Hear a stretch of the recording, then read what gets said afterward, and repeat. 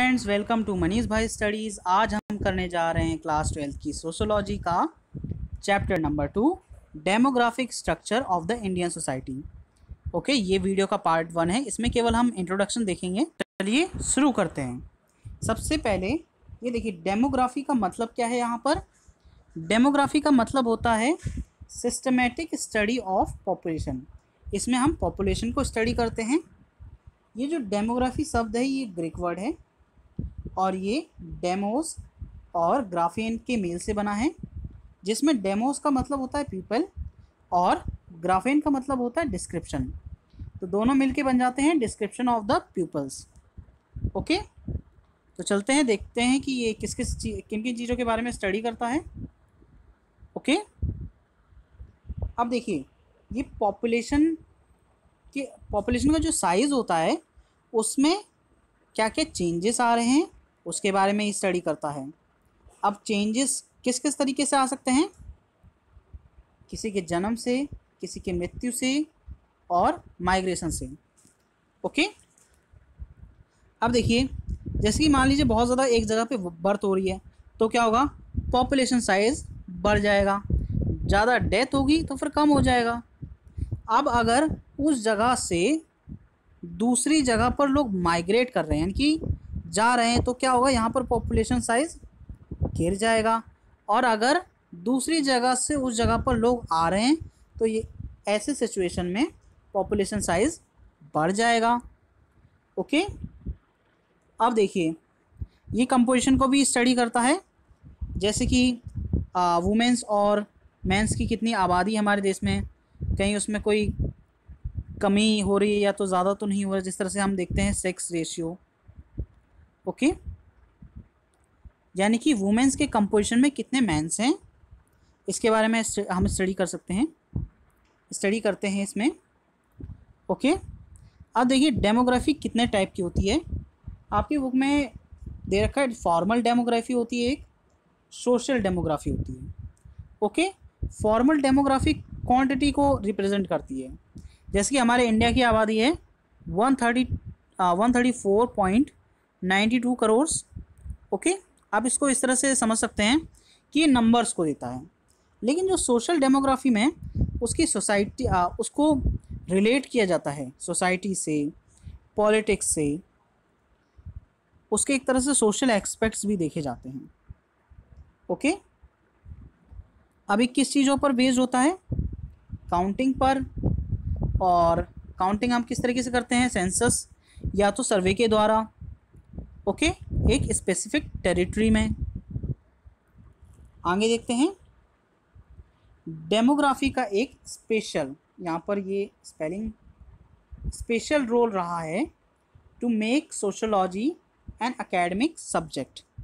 Sociology को एक academic subject बनाने में डेमोग्राफी का काफ़ी अच्छा रोल रहा है। देखिए, जब यूरोप में नेशन स्टेट्स बनने लगे थे तब क्या हुआ था, डेमोग्राफी की काफ़ी ज़्यादा ज़रूरत पड़ी, यानी कि पॉपुलेशन को स्टडी करने की काफ़ी ज़्यादा ज़रूरत पड़ने लगी। इससे क्या हुआ, सोशोलॉजी का एमर्जेंस हुआ। ओके, वैसे और भी बहुत सारी चीज़ें थी, लेकिन ये भी एक काफ़ी ज़्यादा इम्पॉर्टेंट पॉइंट है, डेमोग्राफी। अब देखिए, पहला जो कि मॉडर्न सेंसस हुआ था वो 1790 में हुआ था अमेरिका में। ओके, और इन अर्ली 18th सेंचुरी में हुआ था यूरोप में। ओके, आगे देखते हैं, जब इंडिया पर जब ब्रिटिशर्स का शासन था तब ये 1867 से 72 के बीच में चलाया गया और इससे जारी रखा गया था 1881 तक। ओके, लेकिन जब हमारा इंडिया इंडिपेंडेंट हो गया, आज़ाद हुआ था, कब हुआ था, 1947 में, 15 अगस्त। ओके, अब जब ये आज़ाद हो गया तो फिर 1951 से हम लोगों ने रेगुलर सेंसस को स्टार्ट कर दिया। ओके, हर 10 साल में ये सेंसस होते हैं। आगे देखते हैं, देखिए, लेकिन एक सेकेंड, यहाँ पर जो लास्ट हमारा इंडिया में सेंसस हुआ था वो हुआ था 2011 में और अगला होगा 2021 में। ओके, यहाँ पर एक चीज़ देखिए आप, चाइना की जो कि एक लार्ज पॉपुलेशन है, वहाँ की पॉपुलेशन काफ़ी ज़्यादा है, इसी वजह से वो लोग रेगुलर सेंसस को कंडक्ट करने में असमर्थ हैं, वो नहीं कर सकते। ओके, अब देखते हैं डेमोग्राफी के इम्पोर्टेंस क्या क्या हैं। देखिए, ये लीडर्स को, जो कि हमारे गवर्नमेंट है, उनको स्टेट पॉलिसीज़ बनाने में मदद करता है, उनके इम्प्लीमेंटेशन में मदद करता है, और इकोनॉमिक डेवलपमेंट में मदद करता है, और जनरल पब्लिक वेलफेयर के लिए होता है। ओके, आगे देखते हैं। देखिए यहाँ पर एक इमाइल दुर्कहाइम की एक थ्योरी है कि जो सुसाइड्स होते हैं, हमें उन्हें सोशल कॉजेज से एक्सप्लेन करना चाहिए। यहाँ पर थोड़ा समझने की ज़रूरत है। उन्होंने ये कहा था कि 1 लाख पीपल्स में से हमें कितने लोग मर जाते हैं सुसाइड की वजह से। जैसे कि मान लीजिए 1 लाख में से थाउजेंड्स ऑफ पीपल सुसाइड की वजह से मर जाते हैं। ओके, अब यहाँ पर सुसाइड देखिए इंसान कब करता है, जब वो बहुत ज़्यादा तंग हो जाता है, उसके एटमॉस्फेयर में काफ़ी सारी नेगेटिव चीज़ें होने लगती हैं। अब एटमॉस्फेयर कौन बनाता है? सोसाइटी बनाती है। जो भी आपके जीवन में घटित हो रहा है, आप किसी की वजह से नाराज़ हो, वो कौन है जिसकी वजह से आप नाराज़ हो?